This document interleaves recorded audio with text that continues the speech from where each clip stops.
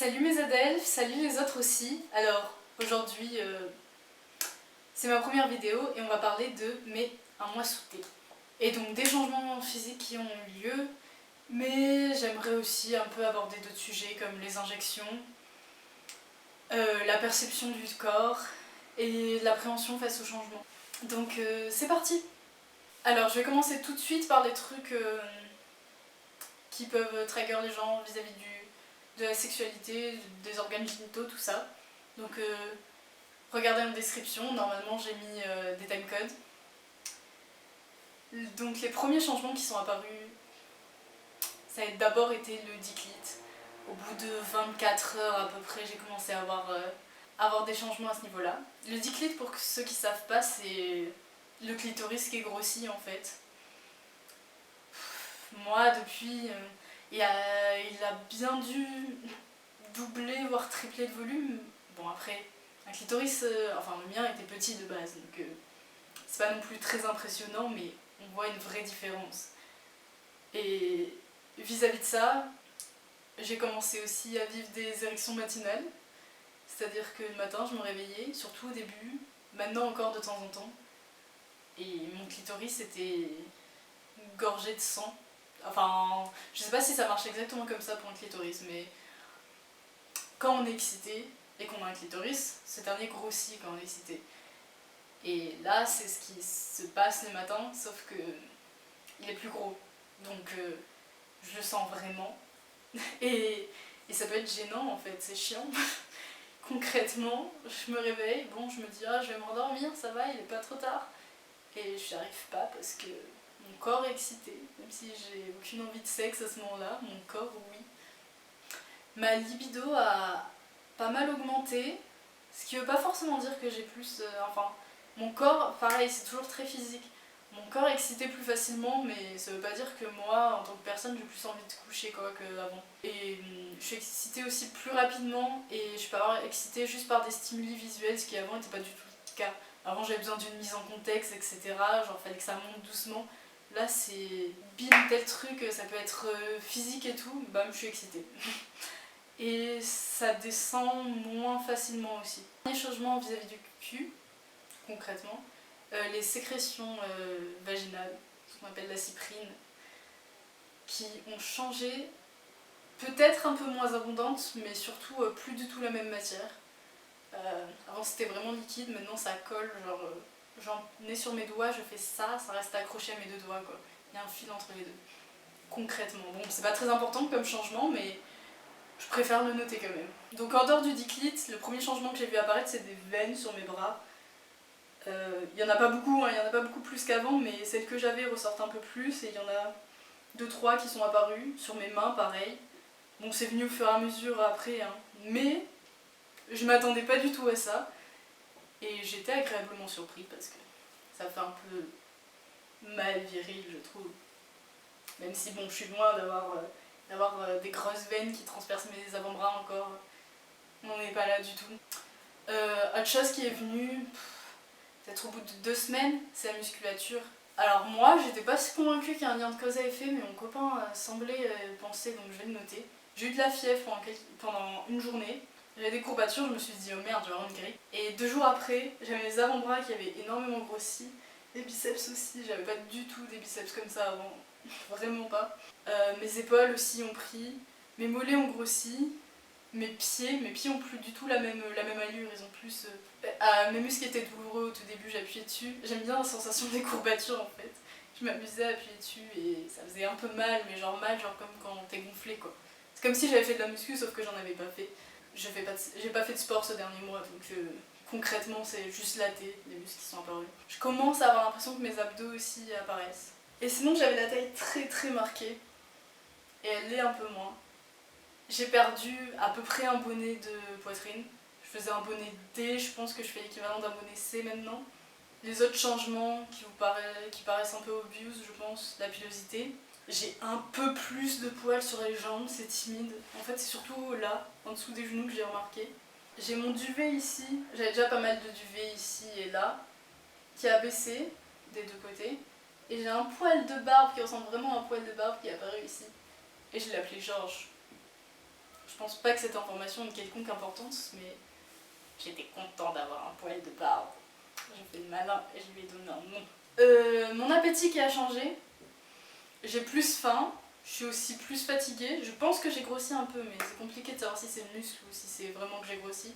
Et ma voix a baissé. Ça fait à peu près une semaine que je commence à remarquer des changements par rapport à ma voix. Faut savoir, moi je fais une injecte toutes les 3 semaines, une ampoule totale, si ça intéresse les gens. Là j'ai fait 2 injectes pour l'instant. Et donc ma voix a baissé un petit peu avant ma deuxième injecte, je commençais à avoir des changements, et après ma deuxième injecte, je commençais à avoir des vrais changements. Je mettrai un extrait, je pense, de ma voix. Salut, c'est Noah, on est le 6 mai 2019 et je vais bientôt faire ma première injection de thé. Et j'ai perdu un peu des joues ici.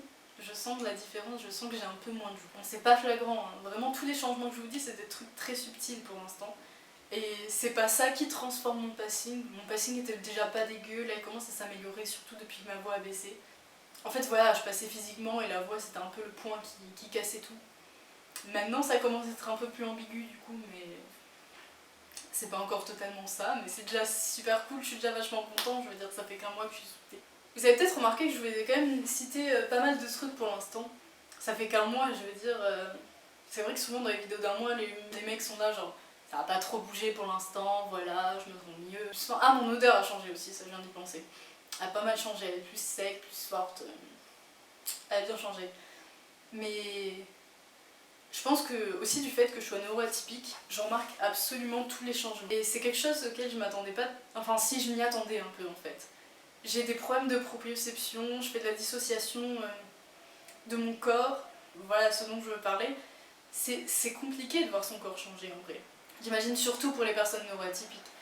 Mais mes avant-bras, je me souviens, quand ils ont grossi, je les ai regardés pendant plusieurs jours en me disant c'est pas mon bras en fait. Parce que c'est des changements qui, j'imagine ça dépend des gens, mais qui peuvent sembler très rapides. Et au final, on a très hâte que les changements arrivent, mais les changements arrivent déjà assez vite comme ça, je pense.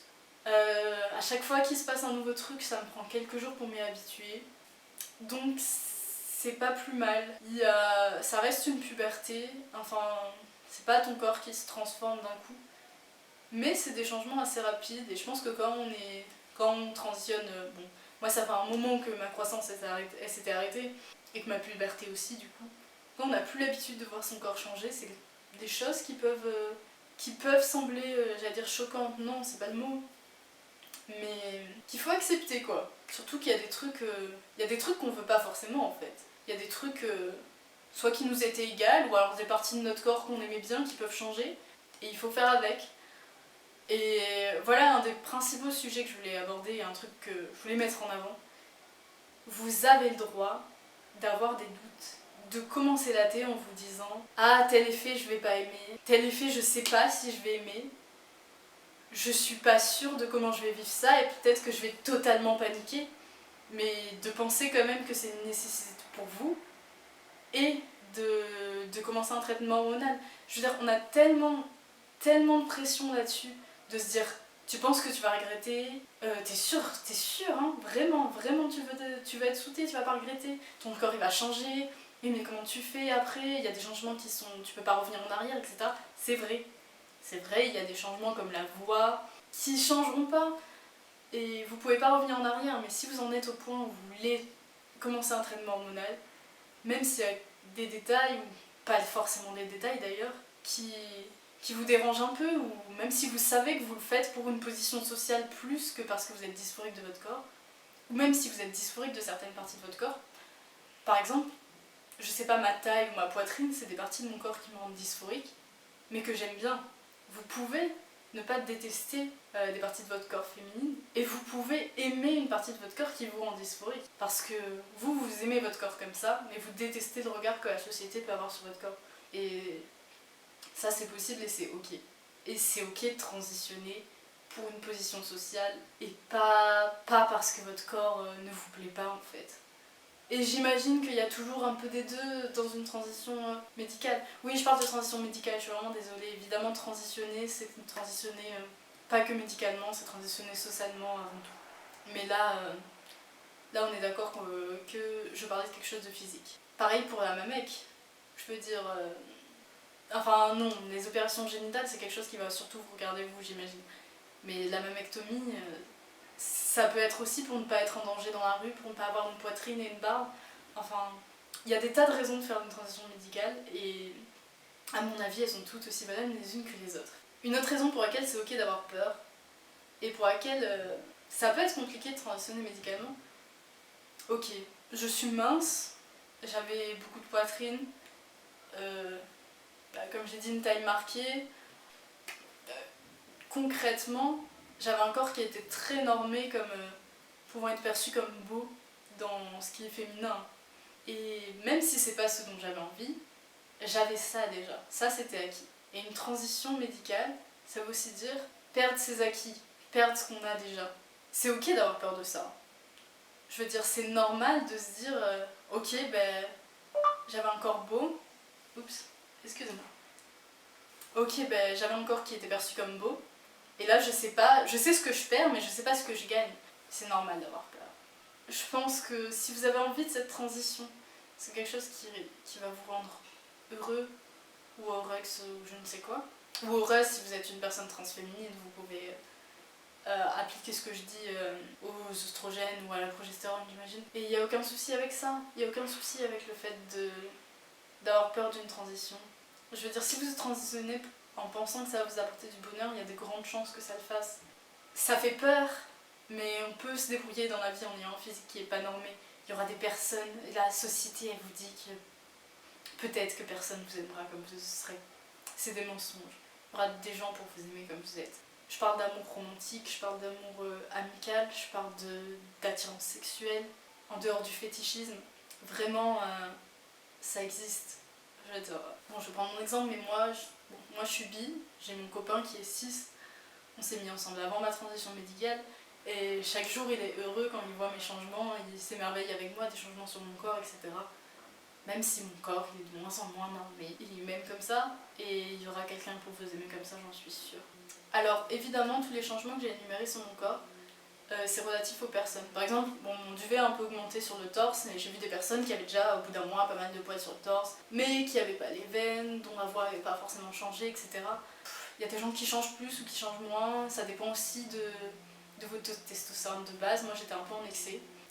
Ça dépend de comment votre corps assimile la testo, ça dépend de tas de choses en fait. Et vous affolez pas si... Je veux dire, moi le premier jour j'étais là, oh mon dieu, peut-être que ça ne va pas marcher sur moi. Spoiler, si, ça marchera sur vous. Et même si ça se fait plus ou moins lentement, ne visez pas le cispassing parfait trop rapidement.